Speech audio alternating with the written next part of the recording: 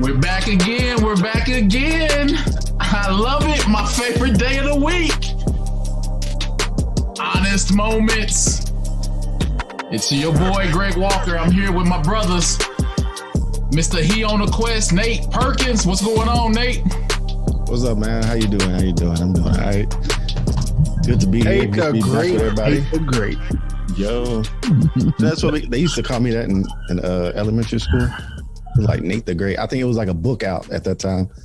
That's what's up, man. And I can't leave my other brother out, man. Mr. 313, Mr. Rico Larry Rich Lawrence. What up, though? What's up, man? We finally got through the election, the inauguration, and I forget the girl's name, but did y'all happen to catch the inauguration and the young lady that spoke? Man, hey, it was. If you didn't, I'm sure it's on YouTube, but let me look up her name so I don't disrespect her. Yeah, I heard it was fire. I heard it was. I haven't even seen stuff. it. I haven't even heard anything about it. This is my first. What was so fire about it? Bro, just like the confidence she had and just like what she was saying, like yeah, she's in her 20s. Yeah, she was super young, and she got on the stage, she got behind the mic and tore it up, man. So yeah, if y'all ain't checked it out, look it up on YouTube. Yeah, my fault. Amanda Gorman, the youngest poet, the youngest inaugural poet in U.S. history, youngest black at that. So yeah, she was invited by Jill Biden to read a poem, and she also has now from that she became a best-selling artist or author. On top of that, as a result of it. So yeah, she doing big things, man. If definitely look that up. That's what's up. I had my head in a rock trying to get my kids together with homework. Yeah, you over there playing Bob the Builder too. Yeah, I am. I am. Greg be he be at the crib after hours and stuff, like putting in work, like. Bro, listen, man. Trying to build something for them to have, but let me tell you this: breaking into the construction site, do you? I do. I'm not even gonna lie to you. I was a little lightweight salty, so give you an update on the house, right? Quality control. So, I respect it, bro. Hey, nothing wrong with that. Listen. So for all those who are new to the podcast, let me just catch you up. I'm getting the house built. And I have basically been in there the entire time, like going in and out almost at least once or twice a week, just to see the progress, to see things that are happening. And we went last week to get in, and the bad boy was locked. So He's like, you ain't got no key. We was getting excited. We was like, oh, this is the last stages of the house. We get in the house in February.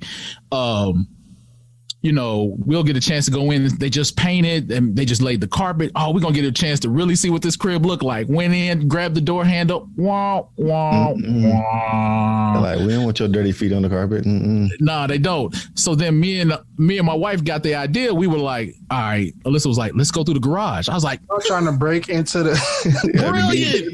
Yes. Listen to me. Had a plan, bro. It was like brilliant. I was like, they don't lock the garage. So let's get it. So I opened the garage, right? And it's funny because we're in a neighborhood and everybody don't necessarily look like us. So they were kind of looking at us like, what are they doing?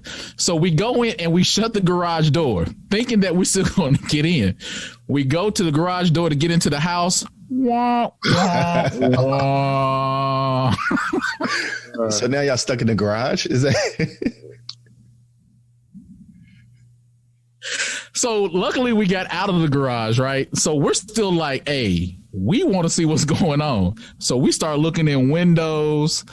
We walk around the house, and there's probably about the house, the patio door, the deck and stuff hasn't been built. That's going to come later on. So there's a 5-foot entry between looking in that door and the ground. So I can see, but my wife is only 5'10". I mean, 5'5", sorry.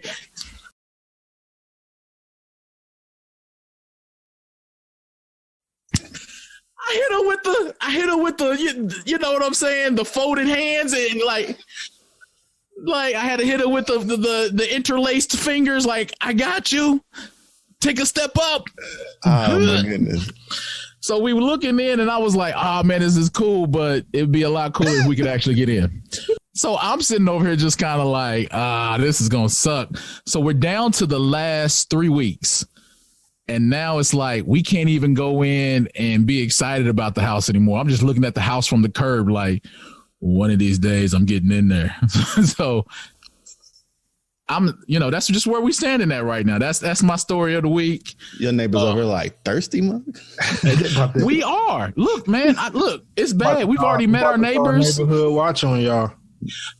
Thank you. So it's funny. My neighbor, she was jogging. Well, no, she was out with her son, and she's coming towards the house, and we're trying to go into the house. And it was one of those awkward, like, I don't know if we're supposed to be here. I don't know if they're supposed to be here, but, what are y'all doing? Hi, we're your new neighbors. We all know. Oh, great to see ya.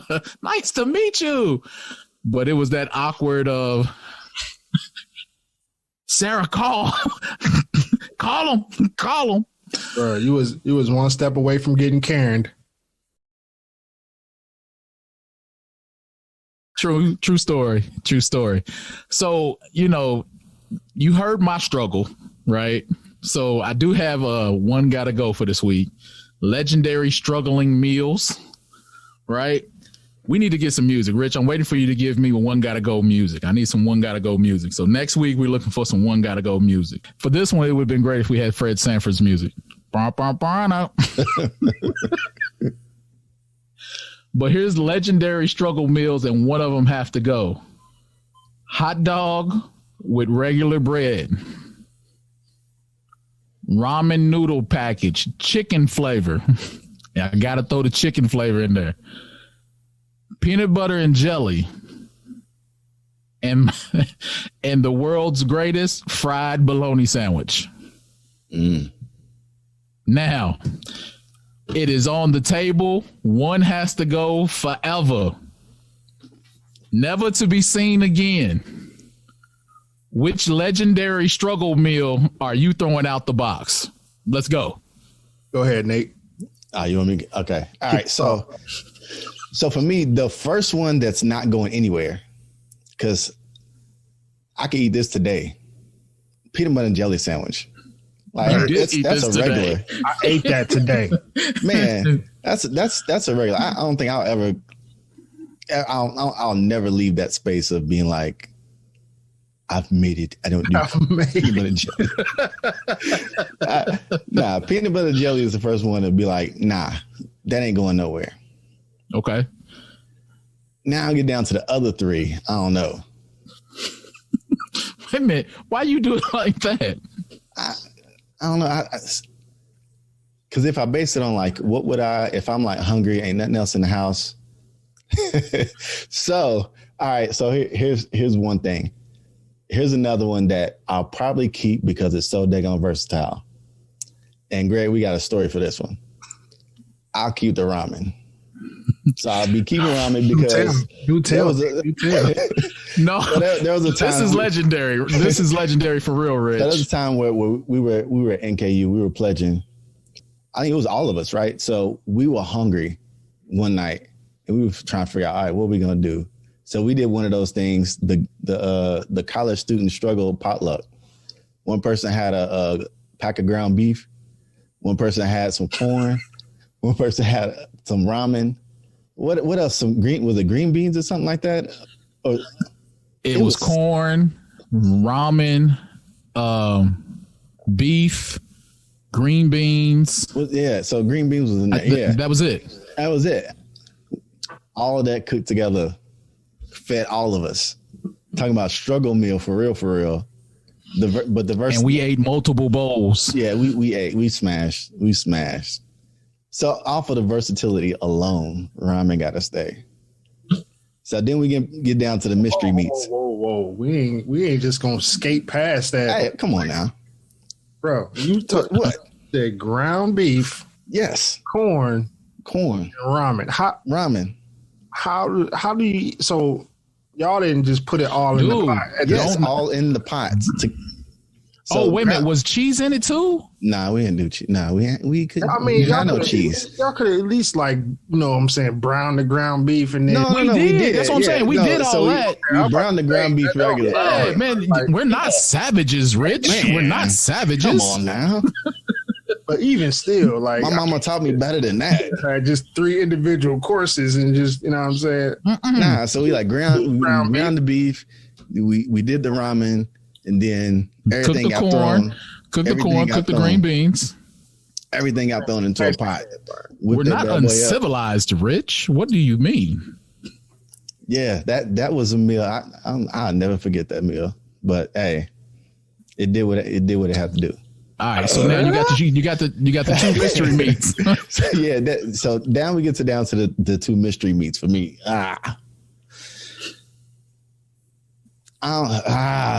So here's how it goes. For real. All right, I could do hot dogs as long as it's beef. If it's beef hot dogs, I could take it. So for me, I took up too much time. For me, the bologna gotta go. I don't even care if it's the bubble. You frying it, got the bubble and got the crispy edges. I don't care. None of that matter? No, none of it matters. Right. No, none. So bologna can go. Yo, all right, Rich, it's on you. It's on me, right? So first of all, I haven't arrived myself either, Nate. So I expect peanut butter and jelly sandwich like it's a staple of everyone's pantry. Man, it's quick. I didn't know peanut butter and jelly was a struggle meal because, I mean, it's universal.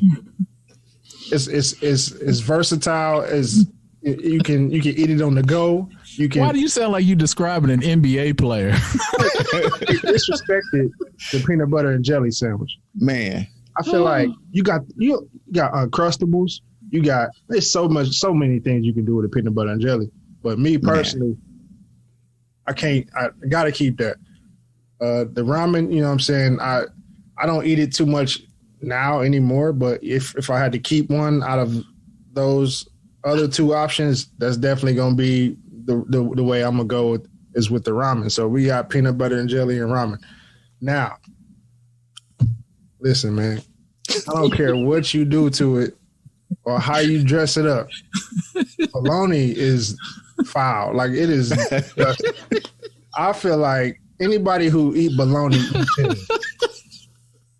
But at the same time, a hot dog is the same thing. So it's really a 2 for 1. Both of them can go because I'm cool on both of them. Give me my ramen and the peanut butter and jelly, and I'm good.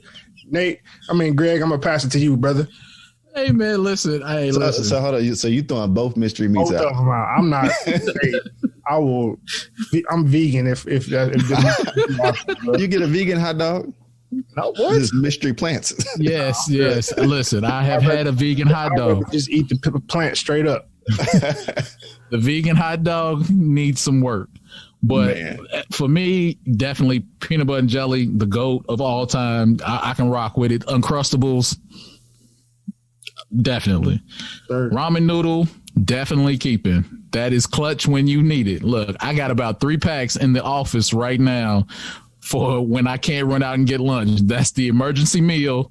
I'm telling you. So it's cool. Professionals eat it too, Rich. The people I'm gonna claim I made it. I'm good. Listen, professionals, listen. Past that point in my life where ramen is definitely not going to be an option. Nah, man, I'm rocking with it. Hot dog, if I'm like Nate, man, if it's the beef hot dog, I'm good. If it's the other, but I would rather have a hot dog than bologna. I'm sorry, I can't do it. I never could do it.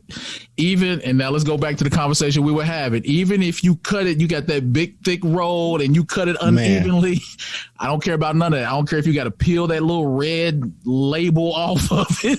Man, we had all of that, man. I remember bologna sandwiches. I remember bologna as bacon. They tried to trick us like it was Canadian ham or something like that. No, that's bologna. What?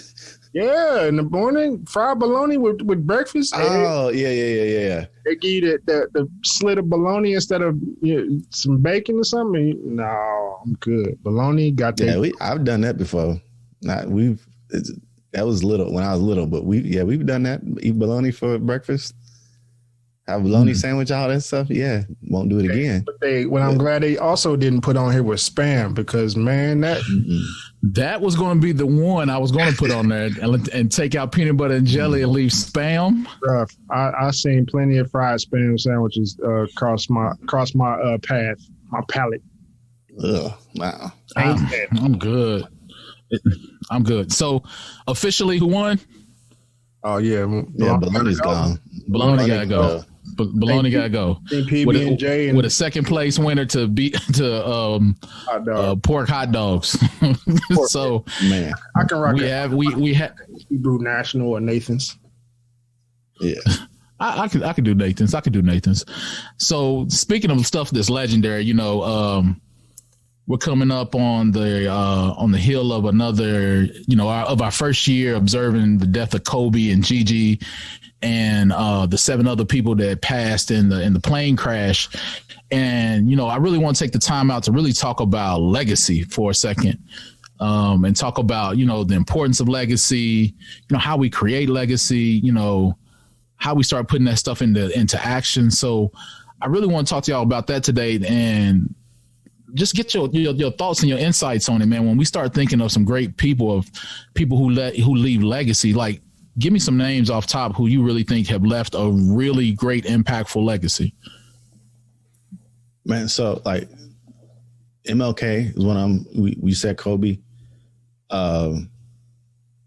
Just last year, like looking at the work that Chadwick Boseman put out and the type of roles that he did playing those iconic people, legacy on film. So those are 2 that just popped into my mind because it's like he did it, and he was young too, and so it ain't like he was an old person and had to wait 60 years to be able to make an impact. He made an impact before 40, right? Yeah. I mean, same thing with MLK. It was before 42, right? Yeah, it was 38, I think. Yeah, Rich, who you throwing up there? Great legacies that Rich is like, that's impactful. I mean, I gotta go with Tom Brady, man. Just watching him and watching what he's done, crossing divisions, and I've watched his whole career.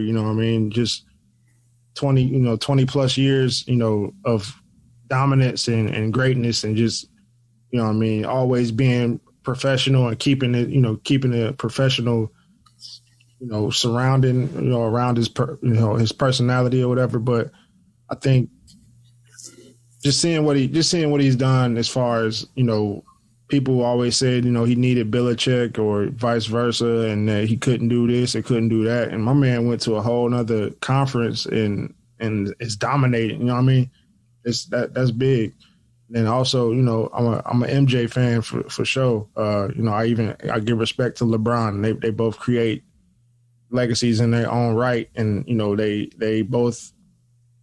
I think they both have different angles of what their legacy consists of, but at the same time, they both really invest in making themselves better and competing at the highest level. So, yeah, that's the first one that come to mind for me. Yeah, for me, man, it's definitely Cole, man. Like, I love MJ. Don't get nothing wrong. I love, I can like LeBron, but to me, like, just leaving a legacy, like it's Cole. Like, you think about everything he did on the court, how he did it, the passion he put behind it, how he inspired everybody else around it. I can't help but be thinking about, like, this dude was a legend. And then he moved on from there to win one of the greatest awards in a totally different field.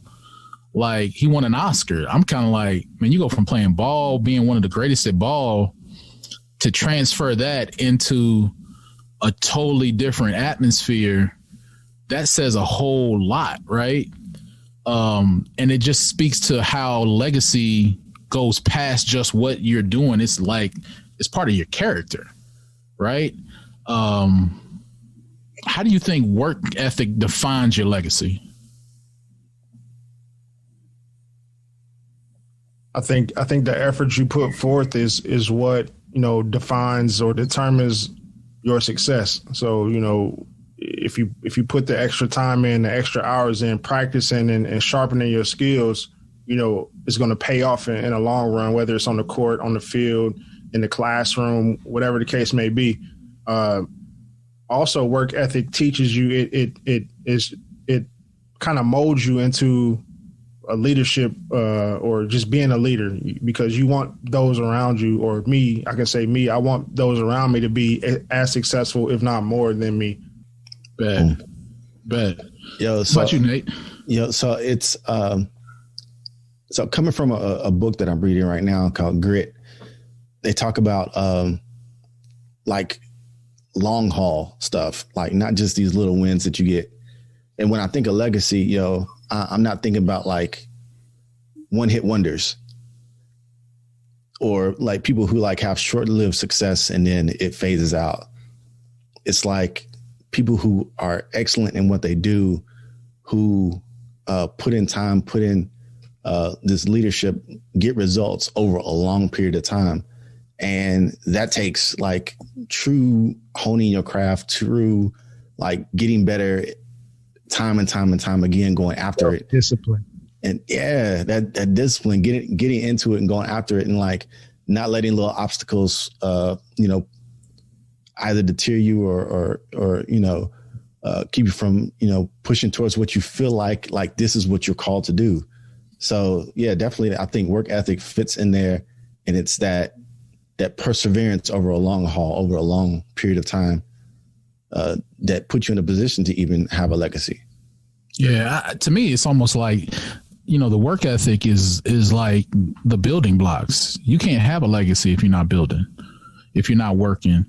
And it's not like when you want to work, going back to your point of being a consistent body of work at a high level over time. It's not something where I work high real quick and then stop and then turn it on and turn it off is really what I'm trying to get to. I think when I think about the people that we've talked about, Chadwick Boseman, Tom Brady, MLK, Kobe, I'm looking at it as, man, how long their careers have spanned. What, Brady's been in the league for what? It's like 19 years? Or is it 21? But it's almost like 10 of those he's been in the Super Bowl. But think about how many people like actually make it to a Super Bowl. We're not even talking about winning it. Just the difficulty of getting there.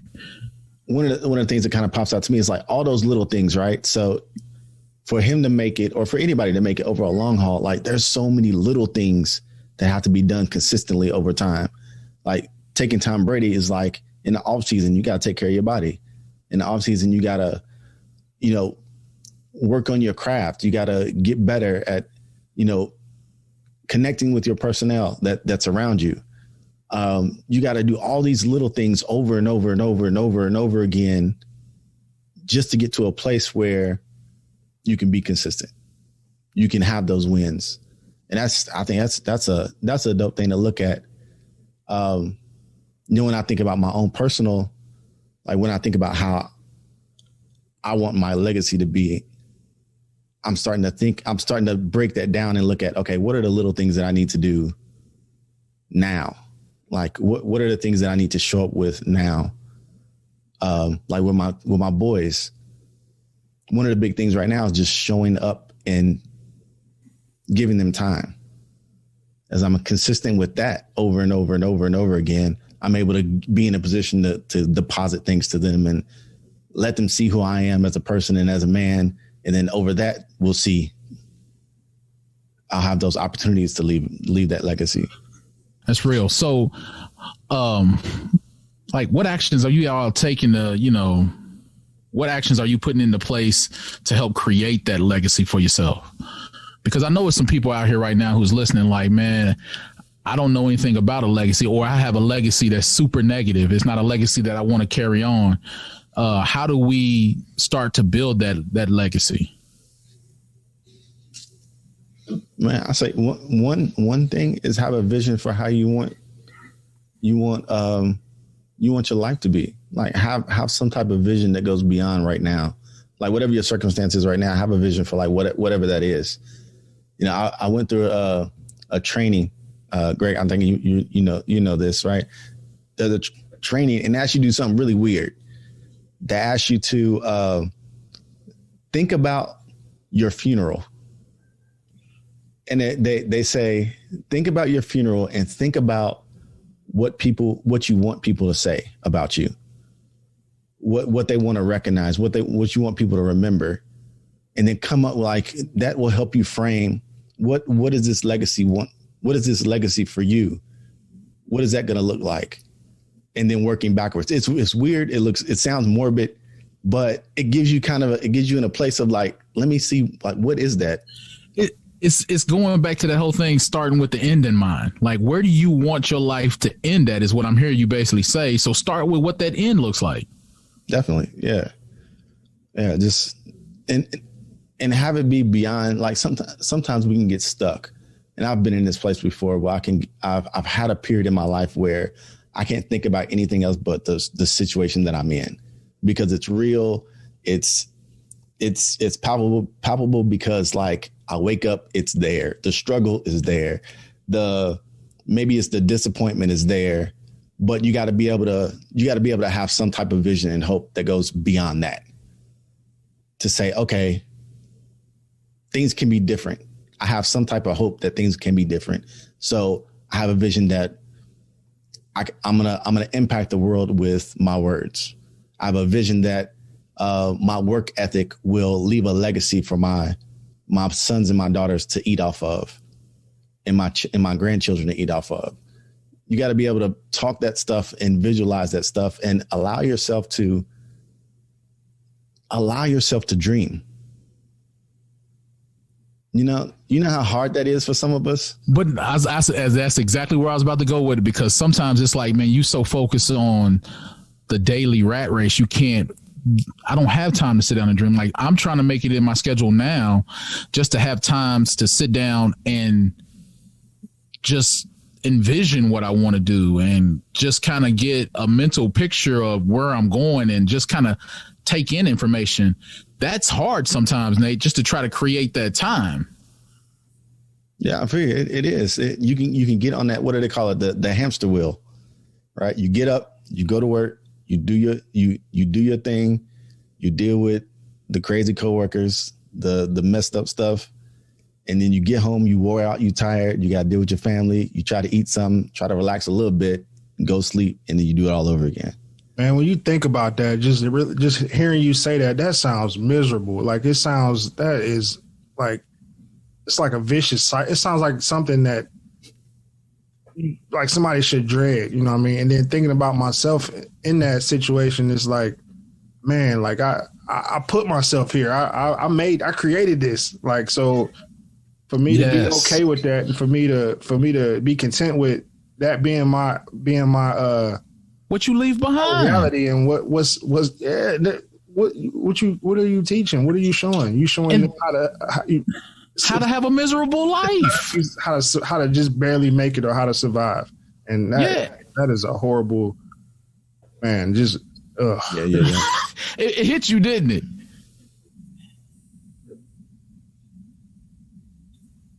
What Nate said, that vision, man, having that vision, that's your like your jump start. That's how you, that's first gear right there. You know what I'm saying? That's how you move toward the first steps of creating a legacy. Man, it's funny, man. I had to call a good friend of mine named Coy, and Nate, you know him. But I had to call him because I had to thank him and his mom, because, you know, as I'm building a house, I'm reflecting back on certain things and how I got to certain places. And him and his mom were the first people besides my grandmother that I saw that were people of color that owned their own home. Meeting them gave me the ability to imagine. You know what I'm saying? Like, sometimes we don't stop and think about how legacy is built off of just imagining what you can have. and then putting the work into it to go after it. Just imagining like, hey man, if I could get this, if I could get that. I took the boys and one of Gabe's friends on a ride, and we just went and looked at $1 million homes. And we just, I can get this and I can do that. And it was just getting them to start to imagine and seeing themselves in these places. And just getting them to think outside. One of the little boys that came with us, he was like, man, these houses are bigger than my house I live in now. And I was like, yeah, but there's something that you can have. So for me, just being able to understand that legacy goes past what you see to what you can imagine. Tom Brady, how he was like, how he was drafted, I think, what was it, in the 12th round? He didn't even think he was about to get in the NFL. And it was that whole thing of, I can be the best at this. Despite what the circumstances are saying, despite me being picked in the very last round, I can be the best football player, period, ever. From the great University of Michigan, by the way. I just wanted to just stop. You got fans somewhere. I'm sure you are. Yeah. I'm just going to stop right there and just let you have your moment. Right. Yeah, we just let you have your moment. Go ahead, Rich, because I know it's been kind of dry here lately. Speaking of, hey, y'all coach finesse that extension. It's a part of the plan. He had a vision. So I'm sure we have some realists out there that are listening. There was like that would be saying right now, dreams and wishes, you can't eat that. What can I do now? Like what's the give me some tangible steps. Like I got a couple, Greg, because I know Greg gonna give you the professional opinion. He gonna take you down the straight and narrow. I'm gonna give it to you real. Hey, if you don't work, you don't eat. Period. You know what I mean? There's no way around that. So don't quit your day job. Basically, if you ain't got no backup plan.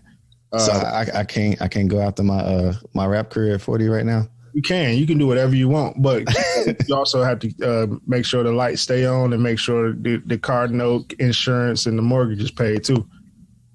Look, man, and them boys, I know it ain't cheap feeding them. Boy, man. I didn't spend the night a couple of times. I know. I had them when they were young, Rich. I don't own over his teenagers no more. I'm cool.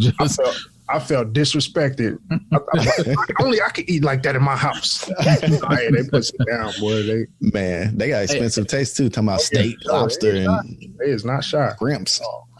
Yeah, I ain't with that, but they can get it.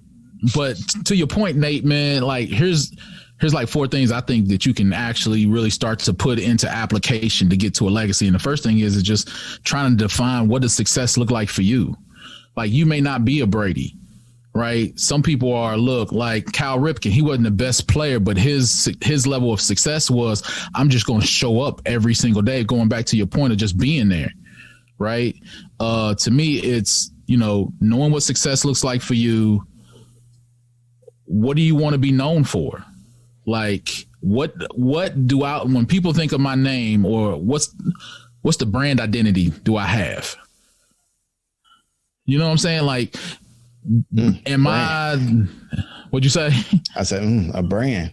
Yeah. Like, what is your brand identity? Like, when people think about you, what do you think they think? Or what do you have to offer? I'll take that. What's your top 3 values? And then the last thing I would tell them to do is, am I living in a way to represent those values?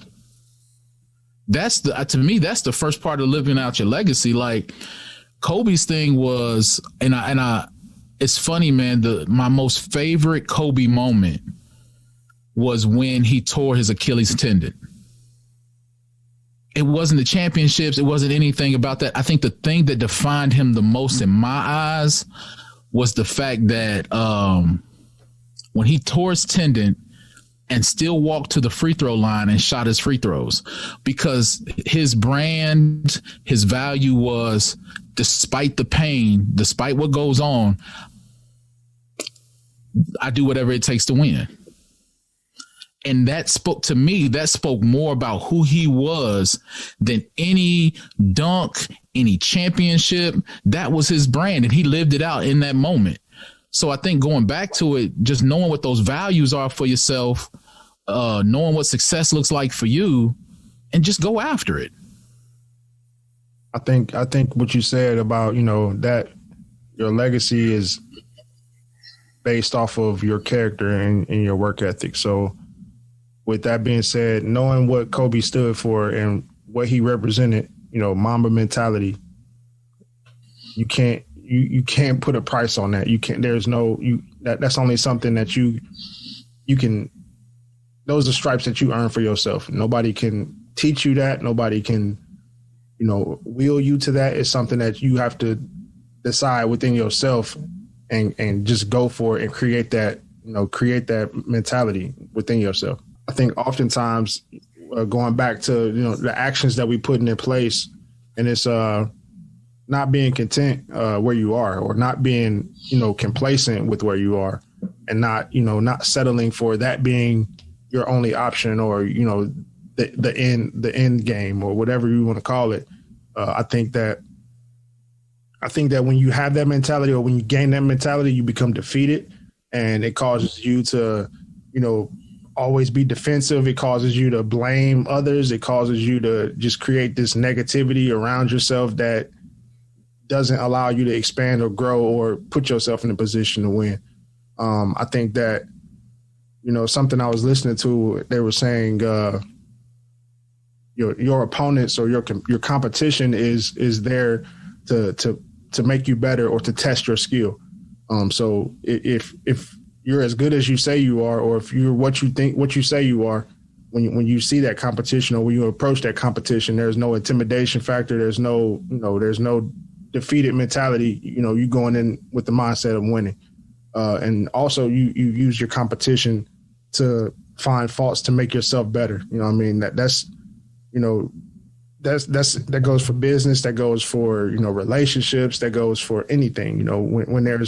When there's error, or when there are gaps, you can identify those gaps, that gives you the advantage to take it to the next level. And I think that's something that I've done, and I can't worry about what this person is doing or what that person is doing, or, compare where I am to where they are. Like, that's their legacy. That's on them. My legacy is going to be done at this pace, and it's going to be I might take a different route, a different detour. It might take me 6 months where it took them 2 months, but I'm gonna get there as long as I stay working with it and stay on that mind frame. So, to your point, Rich, what you had talked about looking at your faults, that can be hard sometimes. It's funny when we do these episodes, I go back and it's hard for me to listen to myself. Oh, bro, I dread it. Like, I don't want to do it, but I never realized I stuttered until I start recording, bro.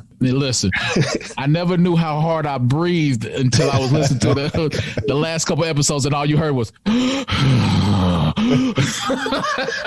and I was like, "Whoa, this is super ugly." And I'm like, I'm listening to the stutters, the all of this. I'm listening, I'm hearing all of this, and I'm just like, man, this is bad. I be trying to do my best, bro. I'm still learning the production game. No, I ain't talking about that. I'm just talking about my moments. I'm not even listening to the sound or anything that you're doing. I'm talking about me and those moments when I'm doing those things. But to really be great and going back, being great over time, you got to go back and look at the ugly moments and still prepare as if it was still the greatest thing. Like, you still got to be able to go into it and say, okay, this was ugly. It is what it is. How do I improve it? How do I get better? How do I get past Tom Brady, and not to cut you off, bro, just remember your thought, but I don't think Tom Brady approached every game like it's a Super Bowl, but I think he approaches every game with knowing that I have to do this, or I have to get this done to get back to, or to get to where I need to be, or to get to the Super Bowl. Yeah, I agree, man. I think it's really that mindset of, if you can't take the time to look at the ugly and get involved with that ugliness and deal with it, your legacy is going to be hampered by it, because that will be the thing that you'll never be able to get past. And if you can't get past it, you can't live that legendary lifestyle. Yeah, I think back to, one of the things that Rich said is about the competition. Sometimes you have to look at it as your competition is you, the person in the mirror. It is like looking at what you said, those ugly parts, or looking at like whatever happened in the day and having the perseverance to be able to get up and go do it again. Oh, listen. Now I didn't have a good day at work today. I'm going to go back in there tomorrow and I'm going to do better. Now I didn't have a good day at the gym today. They're gone. I can't do nothing about it. Yeah, so they're gone. I didn't keep my meal plan like I was supposed to, and them Oreos got me. But tomorrow. But you know what, yo, to that point, and I gotta go back because, man, I'm a huge Kobe fan. When he was playing early in his career, I remember, he was playing with Van Exel and all of them, and they were like, he was having the worst game ever. He shot like 4 or 5 3-pointers and all of them fell short. Like missed everything. They were letting him shoot on purpose just because they wanted him to fail. They wanted him to experience that failure. And he didn't take it as, whoa, man, this is a defining moment that will say that I can't do this. I can't play in this league. I can't play at this level. He looked at it as, man, all right, I got some work to do. Yeah, real quick. I know we've been talking about some pretty big name legendary people, right? But I want everyone to know and understand that your legacy is being built even if you're just a parent at home. Even if you are someone who is working a school teacher, you're working a job that might get a lot of fanfare. You're doing some things and maybe you're not in the forefront. You're behind the scenes. You're still building legacy. You're still doing things to leave an imprint and an impression on people. So I don't want you to for people listening, I don't want you to get caught up in the name Kobe and the name Tom Brady and the name MLK and think, oh, that's not for me. Nah, leaving legacy, it is for you. Yeah. It's common examples for everybody to relate to. Man, that's exactly what it is. So like, as we talk about those things, I just want to make it really real, because this is what happens. Because we're all parents here. You have a bad day with your kids. When your kids get on your nerves and you don't respond right, you don't respond the way maybe you should. Maybe you yell at them. Maybe you are a little more aggressive than you need to be. You go back at it and you do better. Maybe it's with your spouse. You all ain't hitting eye to eye, and maybe there's you communicating on a financial tip and a bill slipped through or something happened. You go back and you go back and fix it, and you do better the next day. And you keep going, and you don't give up on the things that God has kind of put you in, the places he's put you in. Don't count it as small. Those things you got to keep pushing at. And those are the places where you can still build legacy, because we're all there. Go back to that character thing too, right, Nate? Yeah. Because we're all in those places, right? Every one of us has somebody who is watching our every step. We have somebody who everything that we do touches them and impacts them in some way. And that is an opportunity for us to be able to leave a legacy. So let me ask this question. Unknown legendary people in your life, who would you name? Like this will be a person that maybe the world doesn't know. We've already named the big names. Who's somebody in your life that's legendary that probably will never get the fame? Yeah, I don't know if they won't get the fame, but like off rip, my mom and my dad. The impact that they've had in my life, the lessons that they've taught me, that's the stuff that I try to teach my kids, that I'm trying to carry on.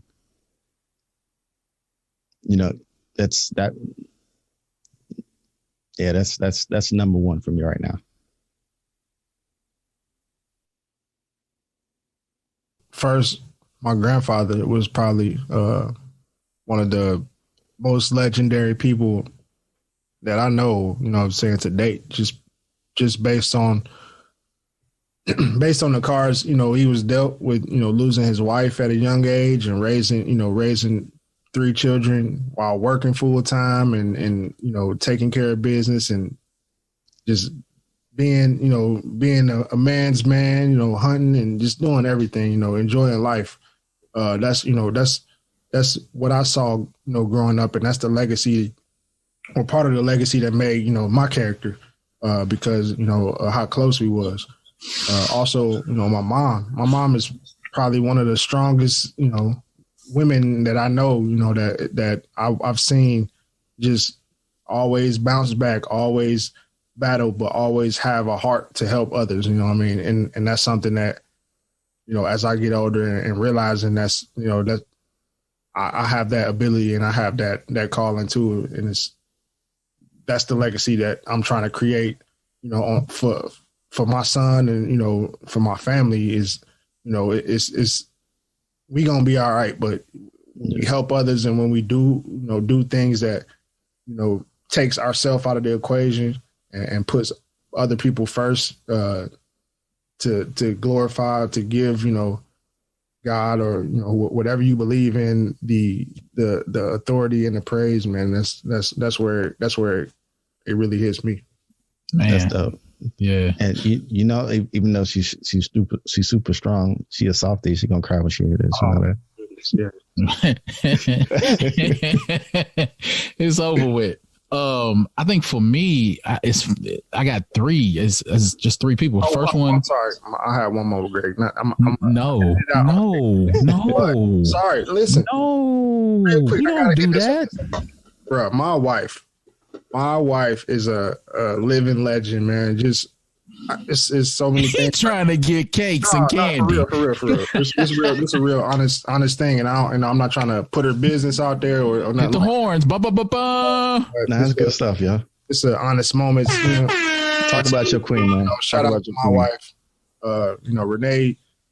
Man, it's her story just in itself is a legacy. You know what I'm saying? It's legendary because of what she's overcome. And, you know, what she walks in and how she carries herself based on what she dealt with, you know, throughout her life. That's something that I don't know if I could carry that, you know, that torch or carry that mantle. And it's, you know, that hat goes off and just other things that we've dealt with throughout our lives together in our marriage. You know, she's a living legend for sure. Yeah. That's dope. Yeah. That brother really, man, you about to get all the cakes and cookies right now, bro. I'm on the challenge, man. I'm trying to get it together. Hey, for me, I got like 3 people, man. One was my grandfather, and it was because kind of like you, Rich, he was that dude. He had 18 kids. Ooh. And brother had no entertainment. There were no quiet moments. But I mean, up, he was like, "Yo!" Don't be disrespecting him, Rich. but hey, man, he had his own home. He had multiple businesses. He was working in a coal mine. Like, he kept his family together. And that's a legacy right there. That's what we talking about. That's the prime example of it right there. Yeah, like, and it wasn't until we started going on to this question, I was really like, dang, man, I haven't really thought about that, man, to the way I probably should have. Like, he really did leave a legacy, and the legacy wasn't just, he didn't pass down the businesses, he didn't do any of that. The legacy was our family stays together no matter what goes on. Like, shout out to the Walker family. Just that's what we are, no matter what we go through. Like, we went through about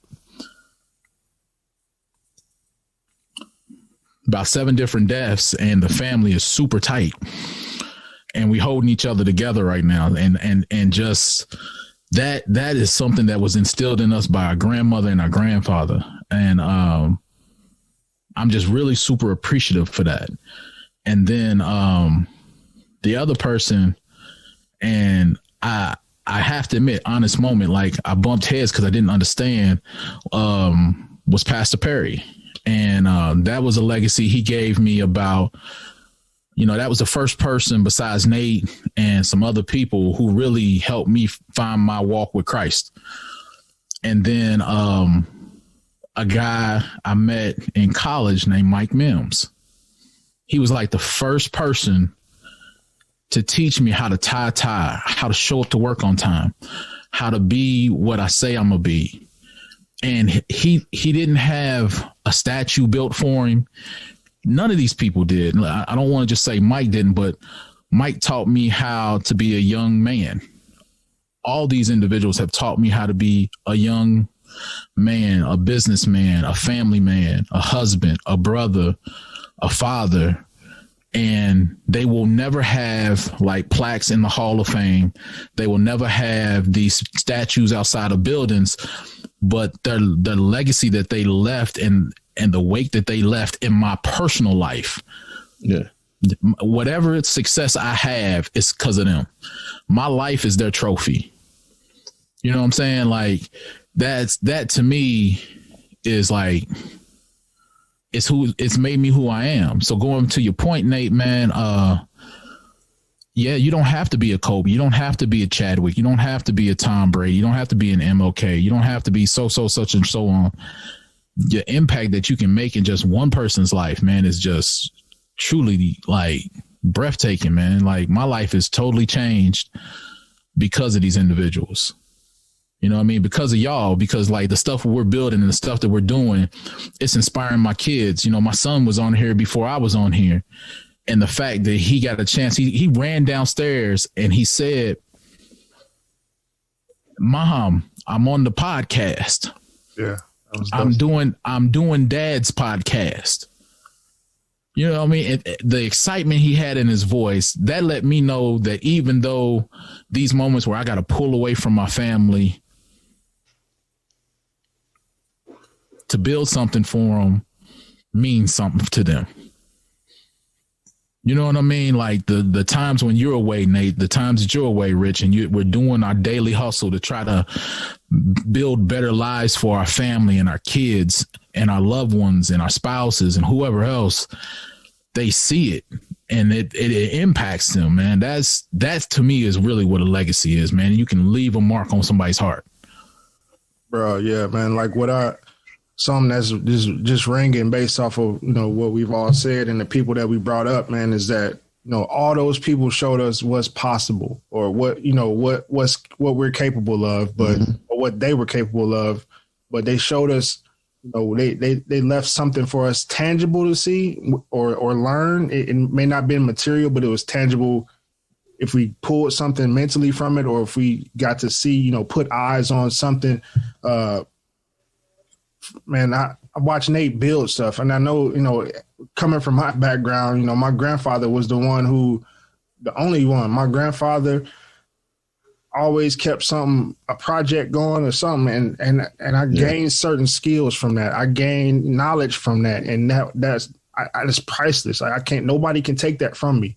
And knowing that I saw or I witnessed him do something from start to finish showed me what was possible. And that's the biggest thing with creating a legacy is you don't know what's possible if you're not, walking in whatever vision you have. If you say you're going to do it, if you say you want to do it, the only way to get to doing it is to move and to take action. Yeah. Step by step. Yeah, man. So that's powerful. Just, knowing what you're capable of, but then having the drive and the urgency to move in it and to just go get it. Fit those failures, like you said, man, those failures, that's what shapes, and that's what those bruises and those hits you take, man, that's what makes you, that's what makes you come back to the free throw line when you had a blowout and you trying to, just, what I'm saying, will yourself to get to where you want to go, or prove to yourself that you're capable of what you're capable of. Most definitely, man. It's it's it's touching, man, just to think, man. To think when you think legacy, I think it's something that you said, Rich, that it's not necessarily material. The things that we've talked about just lately, we've talked about like those intangibles. It's the character, it's the values, it's the work ethic, it's the stuff that transcends generations, transcends careers, all of that, and that's what you can take. That's what you can take with you. And man, it's also a thought of it's bigger than you. When you think about legacy, is that thought that it's bigger than you. I can tell you for probably each and every person that we probably named, they had a focus that was like my mom and dad were thinking about me. They were thinking about my grandchildren to come. Even though they were going through the day to day, trying to figure it out, the things that they were doing was for people that were to come. You know, and we look at these legacies and, you know, grandparents, parents, all these people, the stuff that we take with them, they go on, like our kids are getting it. They'll be able to take it to their kids and the other people that they impact. So that's dope. That's dope. So I don't know if y'all can hear it. I don't know if y'all can hear it over the podcast, but man, this is something that's near and dear to our hearts, because when we really start thinking about it, man, it touches us. It really touches us. So I hope that you hear the passion. I hope you hear the realness, and I hope you're able to, you know, take it with you. And I hope you're able to walk with it and understand that each and every one of you can think about your own life and figure out where somebody impacted you and where are you impacting somebody else's life for a legacy. Our legacy should make it easier for the next generation, and they should just pass. The torch should be passed, you know, from generation to generation. And it is, you know, some of us, the common denominator is that we didn't have, you know, financial legacies that people passed down to us, or, you know, we didn't necessarily come from money or have, you know, whatever the case may be financially or materially.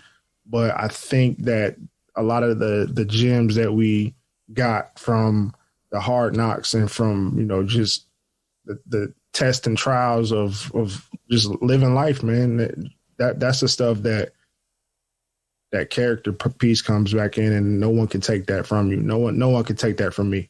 I will never let nobody take that from me. And that's what built me. So, you know, remember that, and just whatever you choose to do, you know, grab it by the horns and go. This is Honest Moments.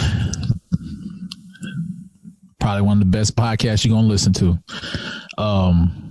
You know, just want to let everybody know, thanks for tuning in. We appreciate you. Like, share, subscribe. Man, send this to whoever, man. Somebody you know who needs this. Shout out to He on a Quest. If you're looking for some good information, some good knowledgeable, delectable treats, holla at Nate on He on a Quest on all platforms. If you need that help with that podcast and getting that podcast up or that dream up and running, you need to look at my guy at Rico Larry 313. Pretty much everything. Man, I'm Greg Walker, man. I'm just trying to live that legendary life.